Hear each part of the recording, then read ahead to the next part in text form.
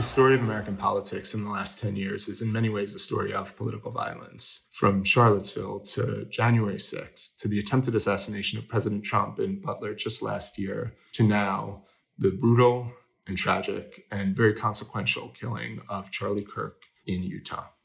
Each act of political violence has a way of generating a pattern of fear in response. And if you've been following the news lately, you'll have noticed that those acts of political violence are everywhere.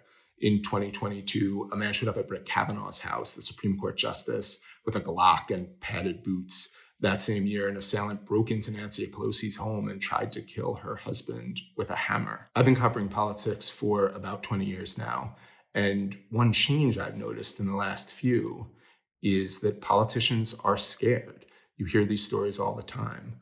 Greg Landsman, who's a Democratic congressman from Ohio, has said publicly that each time he goes out in his hometown of Cincinnati, he's haunted by the image of himself shot and lying dead on the ground.